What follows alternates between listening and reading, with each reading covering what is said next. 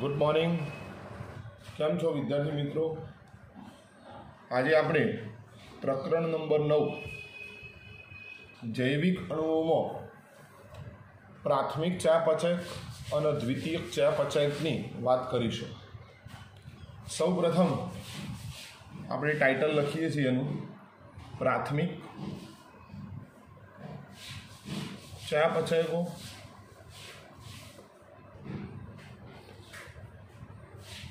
અને દ્વિતીયક ચયાપચયકો. સૌપ્રથમ આપણે ચયાપચયકની વ્યાખ્યા આપવાનો પ્રયત્ન કરીએ. સાદી રીતે આપણે કહી શકીએ કે ચયાપચય પ્રક્રિયામાં ભાગ લેતા જે જૈવિક અણુઓ હોય તેમને ચયાપચયકો કહેવાય. સજીવોમાં આપણે હવે ચોપડી પ્રમાણે અથવા ટેક્સ્ટબુક પ્રમાણે વ્યાખ્યા આપવાનો પ્રયત્ન કરીએ તો સજીવોમાં આપણને ઘણા બધા પ્રકારના કાર્બનિક સંયોજનો જોવા મળે. તો સજીવ શરીરમાં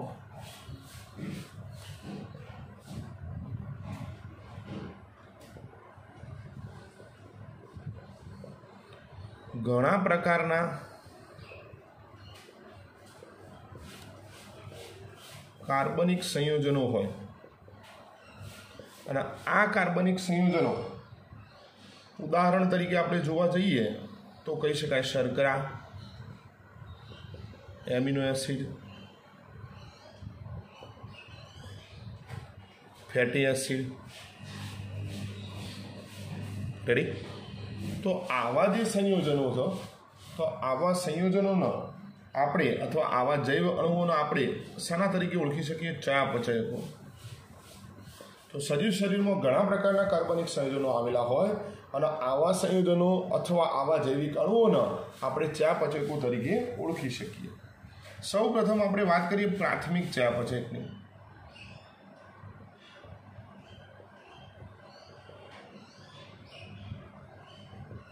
રેડી? આપણે એને પ્રાઇમરી મેટાબોલાઇટ્સ ચયાપચયક એટલે ચય વત્તા અપચય સંશ્લેષણ અને વિઘટન બંને પ્રક્રિયામાં હોય. રેડી? તો ફરીથી પ્રાથમિક ચયાપચયકોની આપણે જો વાત કરતા હોઈએ તો એને પ્રાઇમરી મેટાબોલાઇટ્સ કહેવાય. પ્રાઇમરી મેટાબોલાઇટ્સની વ્યાખ્યા આપીએ તો સજીવ શરીરમાં અથવા પ્રાણીમાં ટેક્સ્ટબુક પ્રમાણે પ્રાણી સજીવો લખેલું હતું. તો પ્રાણી સજીવ શરીરમાં આવેલા કાર્બનિક સંયોજનો. આ કાર્બનિક સંયોજન કોઈ પણ કક્ષાનું હોય. રેડી? પ્રાણી શરીર સજીવ શરીરમાં આવેલા કાર્બનિક સંયોજનો જે કોઈ પણ કક્ષાનું હોય તથા જેમના કાર્યો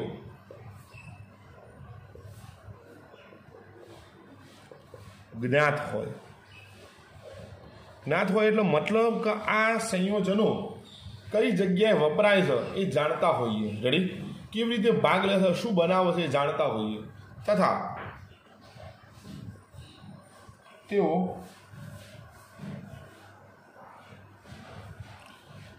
ધાર્મિક ક્રિયાઓ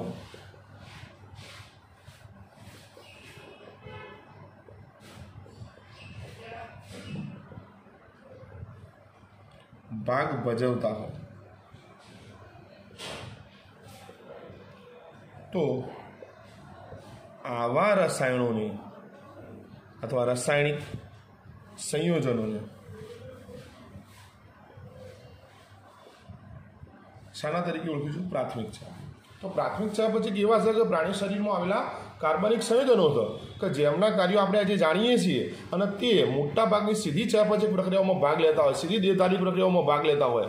તો આવા સંયોજનોના રાસાયણિક સંયોજનો શું કહીશું? પ્રાથમિક ચયાપચય. રેડી? ઉદાહરણ તરીકે આપણે જોઈએ કે પ્રોટીન, ઉત્સેચક, વિટામિન્સ, લિપિડ્સ, ઇથેનોલ, કાર્બોદિત, લેક્ટિક એસિડ.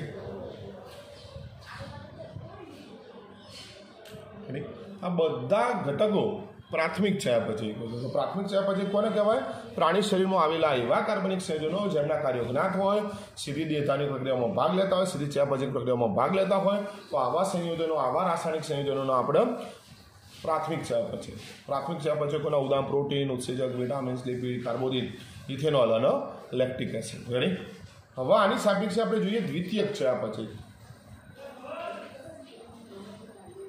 તો હવે આપણી વાત છે પ્રાથમિક ચયાપચય વાત કરી લીધી, ત્યારબાદ આપણે વાત કરવા જઈ રહ્યા છીએ દ્વિતીયક ચયાપચય.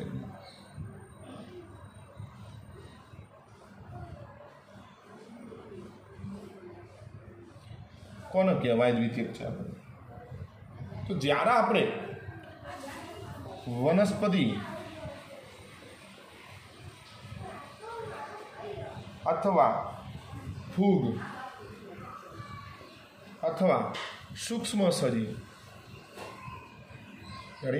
તો વનસ્પતિ, ફૂગ અને સૂક્ષ્મ સજીવ કોષનું વિશ્લેષણ કરતા આવીએ તો તેમાંથી આપણને પ્રાથમિક ચયાપચય તો મળે જ. પ્રાથમિક ચયાપચયકો તો પ્રાપ્ત થાય જ, પણ આ ઉપરાંત હજારો અન્ય અથવા હજારો રસાયણો એવા પ્રાપ્ત થાય કે જેઓના કાર્ય અજ્ઞાત હોય. રેડી?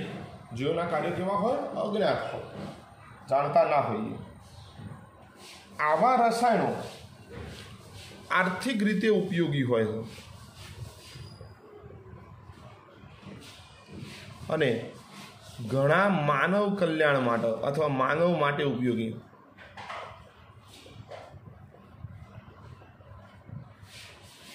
રેડી? તો આવા રસાયણોને આપણે દ્વિતીયક ચયાપચય કહીએ. વનસ્પતિ, ફૂગ, સૂક્ષ્મ સજીવ આવા સજીવોનું કોષનું વિશ્લેષણ કરીએ તો એમાંથી પ્રાથમિક ચયાપચય તો મળે જ, પણ આ ઉપરાંત અન્ય હજારો રસાયણો એવા હોય છે કે જેઓના કાર્યો સરળતાથી જાણી શકાતા નથી અથવા અજ્ઞાત હોય છે. રેડી? તેમ છતાં પણ આપણે એવું કહી શકીએ કે આ પદાર્થો કંઈક ને કંઈક રીતે આર્થિક રીતે ઉપયોગી હોય છે અને તેઓ માનવ કલ્યાણ માટે પણ ઉપયોગી છે. તો આવા જે ઘટકો છે તેમને આપણે શું કહીશું?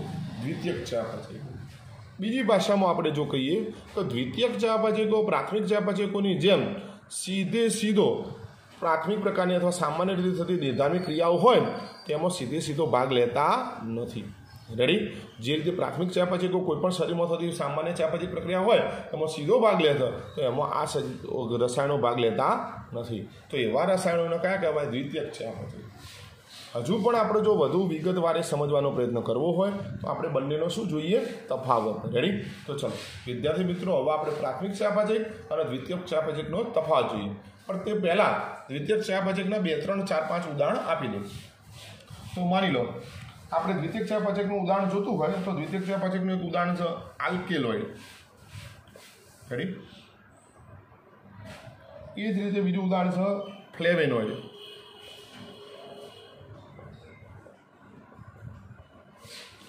આલ્કેનોઇડ છે, ફ્લેવેનોઇડ છે. ત્યારબાદ આપણે કહી શકીએ કે રંજક દ્રવ્યો. કેટલાક એન્ટીબાયોટિક્સ. રેડી? આપણે એન્ટીબાયોટિક્સને કયા નામે ઓળખીએ છીએ? પ્રતિજૈવિક દ્રવ્ય.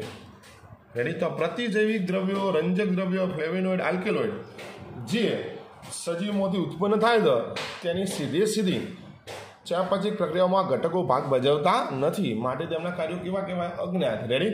પરંતુ કંઈક ને કંઈક રીતે તે આર્થિક રીતે ઉપયોગી છે અથવા માનવ કલ્યાણ માટે શું છે? ઉપયોગી છે. રેડી? તો આવા ઘટકોને આપણે કયા કહીશું? દ્વિતીયક ચયાપચય. હવે આપણે બંને વચ્ચેનો કમ્પેરિઝન અથવા તફાવતના સ્વરૂપે સમજવાનો વધુ પ્રયત્ન કરીએ જેથી આપણે સરળતાથી જાણી શકીએ. તો ચલો હવે આપણે જોઈએ છે પ્રાથમિક ચયાપચય અને દ્વિતીયક ચયાપચય વચ્ચેનો તફાવત.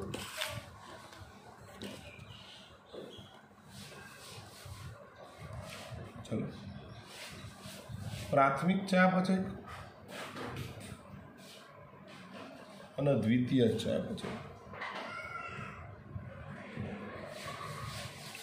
તો આપણે જોઈએ પ્રાથમિક ચયાપચય અને દ્વિતીયક ચયાપચય વચ્ચે શું તફાવત છે. તો કહી શકાય આ એવા સંયોજનો છે કે જે સીધી એમની ચયાપચય પ્રક્રિયામાં ભાગ ભજવે છે.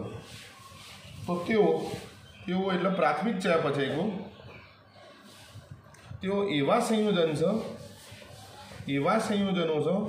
છે કે જે સીધા ચયાપચય પથ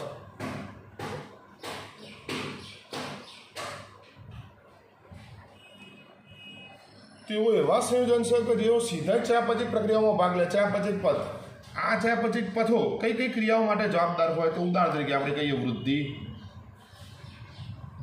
ઉદાહરણ તરીકે કહીએ વિકાસ, પ્રજનન.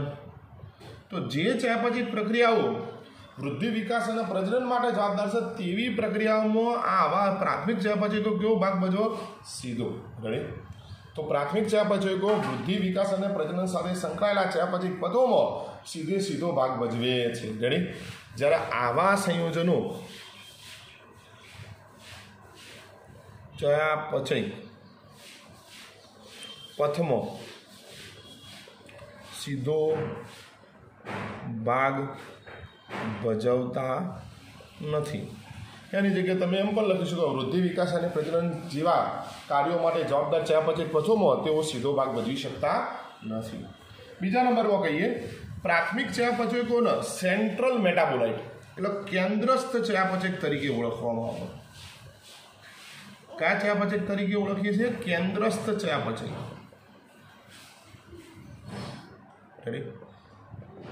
Central metabolite. જ્યારે આમના સ્પેસિફિક મેટાબોલાઇટ એટલે આપણા વિશિષ્ટ ચયાપચયકો.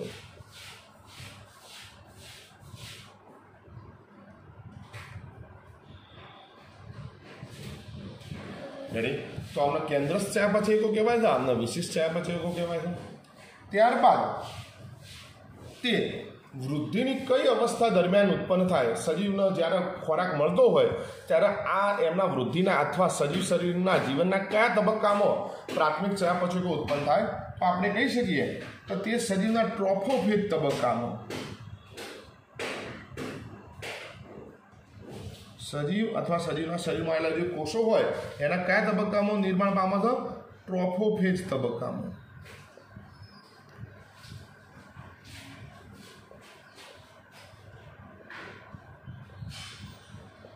આ વૃદ્ધિ અવસ્થામાં ઇડિયોફેજ તબક્કામાં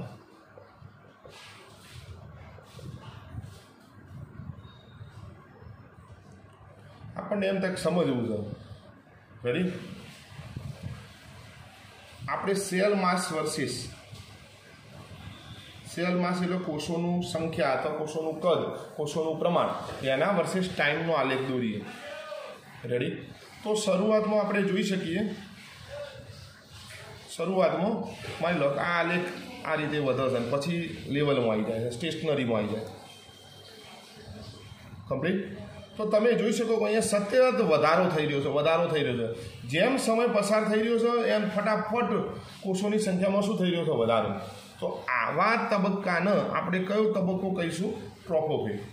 રેડી? તો ટ્રોફોફેજ તબક્કામાં કોષોને જે જગ્યાએ કોષો સર્વાઈવ થઈ રહ્યા છે, કોષો કે જે પ્રાથમિક ચયાપચયકો ઉત્પન્ન કરી રહ્યા છે તે જગ્યાએ એમના પૂરતા પ્રમાણમાં ખોરાક અને પૂરતા પ્રમાણમાં જગ્યા મળેલી છે માટે તે ઝડપથી વધી રહ્યા છે. તો આવો તબક્કો એમનો વૃદ્ધિ અવસ્થાનો તબક્કો છે જે ઝડપથી પોતાની સંખ્યા વધારે છે, ઝડપથી પોષણ મેળવે છે. તો એવા તબક્કાને કહીશું ટ્રોફોફેજ. અને આ તબક્કા દરમિયાન એરિયા શું પ્રાપ્ત બનાવે છે? પ્રાથમિક ચયાપચયકો. રેડી? પરંતુ હવાનો તમે તબક્કો જોઈ શકો છો કે એમાં સમય પસાર થઈ રહ્યો છે પરંતુ કોષોની સંખ્યામાં વધારો થઈ રહ્યો નથી, ઉપર ગ્રાફ નથી જતો. તો આ તબક્કો જે છે એ કયા નામે ઓળખાય? ઇડિયોફેજ. રેડી? એનો સ્થાયી તબક્કો પણ આપણે કહી શકીએ, સ્ટેશનરી તબક્કો પણ કહી શકીએ. રેડી? તો આવા તબક્કા દરમિયાન કયા ચયાપચયકો ઉત્પન્ન હોય? દ્વિતીય. રેડી? ત્યારે કોષો એમની સંખ્યામાં ઝડપથી વધારો કરતા નથી. રેડી? તો આ તબક્કો ટ્રોફોફેજ તબક્કો છે, આ તબક્કો ઇડિયોફેજ તબક્કો છે. તો શરીરના જીવનકાળ દરમિયાન ટ્રોફોફેજ તબક્કામાં પ્રાથમિક ચયાપચયકો ઉત્પન્ન થાય, ઇડિયોફેજ તબક્કાની અંદર દ્વિતીયક ચયાપચયકો. ચલો ત્યારબાદ આપણે એમથી આગળ વાત કરીએ. પ્રાથમિક ચયાપચયકો સજીવ શરીરમાં સામાન્ય રીતે ખૂબ જ વધુ પ્રમાણમાં ઉત્પન્ન થાય.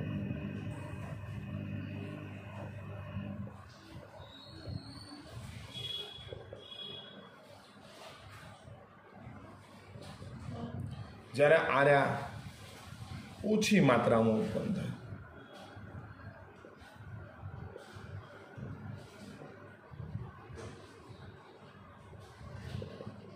આ વધુ માત્રામાં ઉત્પન્ન થતા હોય, ખૂબ જ વધુ પ્રમાણમાં, તો આપણે કહી શકીએ કે એમને સરળતાથી છૂટા પાડીને પ્રાપ્ત કરી શકાય. તો નવો મુદ્દો, સરળતાથી છૂટા પાડી પ્રાપ્ત કરી શકાય. આ ઓછી માત્રામાં ઉત્પન્ન થાય એટલે સરળતાથી છૂટા પડતા નથી. તો સરળતાથી છૂટા પાડી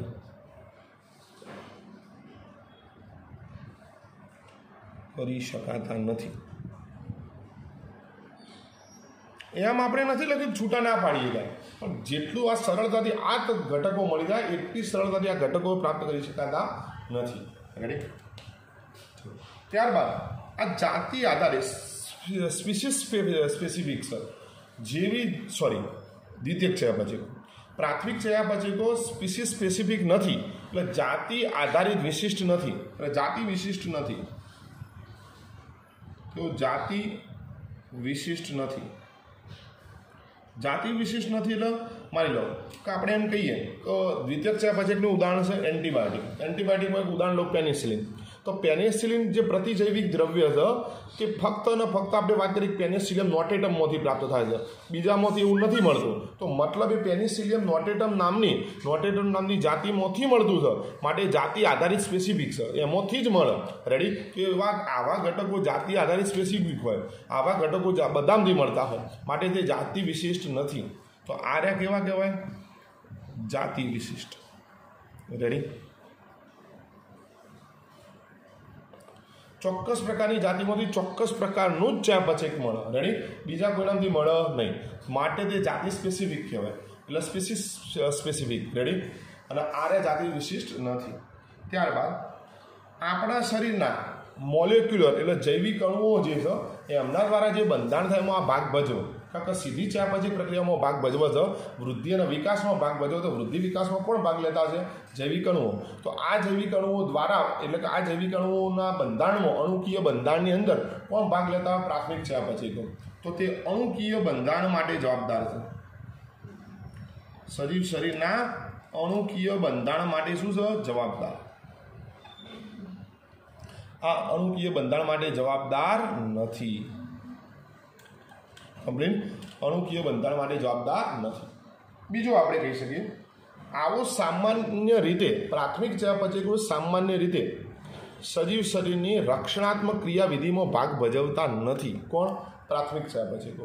જ્યારે દ્વિતીયક ચયાપચયકો હાલ જ આપણે ઉદાહરણ વાત કરતા હતા એન્ટીબાયોટિક. તો એન્ટીબાયોટિક છે એ પ્રતિજૈવિક દ્રવ્ય છે, જ્યારે એ કોઈ પણ સજીવમાંથી ઉત્પન્ન થાય તો એને બીજા સજીવોની સામે રક્ષણ આપે છે. રેડી? તો આવા સજીવોમાંથી ઉત્પન્ન થતા જે દ્વિતીયક ચયાપચયકો છે એ સામાન્ય રીતે કઈ ક્રિયાવિધિમાં? રક્ષણાત્મક ક્રિયાવિધિ. તો પ્રાથમિક ચયાપચયકો સામાન્ય રીતે રક્ષણાત્મક ક્રિયાવિધિમાં ભાગ ભજવતા નથી, જ્યારે દ્વિતીયક ચયાપચયકો સામાન્ય રીતે રક્ષણાત્મક ક્રિયાવિધિમાં ભાગ ભજવે છે. ત્યારબાદ તમે બંનેના ઉદાહરણ બોલી શકો. કાર્બોદિત, પ્રોટીન, ઉત્સેચક એ પ્રાથમિક ચયાપચયકો છે, તેની સામે આલ્કેલોઇડ, ફ્લેવિનોઇડ, એન્ટીબાયોટિક્સ આ બધા કયા ચયાપચયકો છે? દ્વિતીયક. તો વિદ્યાર્થી મિત્રો, આજે આપણે બંનેનો બે મુદ્દા જે પાછળથી બોલ્યો આ રક્ષાત્મક કાર્ય સાથે સંકળાયેલા સામાન્ય રીતે હોતા નથી, આ સંકળાયેલા હોય, અને આ બંનેના ઉદાહરણ. તો આટલા મુદ્દા આપણને યાદ રાખવા જરૂરી છે. કમ્પ્લીટ? તો હવે આના ઉપરથી આપણે થોડો કોન્સેપ્ટ વધુ ખબર પડે. ચલો, આટલા સુધી આજે આનો ટોપિક રાખીએ. તમારી ટેક્સ્ટબુકની અંદર દ્વિતીયક ચયાપચયકોના ઘણા બધા ઉદાહરણ કોઠાની અંદર આપેલા છે, જેવા કે રંજક દ્રવ્યો, આલ્કલોઇડ્સ, ટર્પેનોઇડ્સ, આવશ્યક તેલ, ટોક્સિન, લેક્ટિન, પોલિમર પદાર્થો, કેટલાક ડ્રગ્સ. રેડી? બધાના ઉદાહરણ તમારી ટેક્સ્ટબુકમાં દ્વિતીયક ચયાપચયકોના ઉદાહરણ આપેલા. રેડી? તો તમે એમાંથી શાંતિથી તેનો અભ્યાસ કરજો.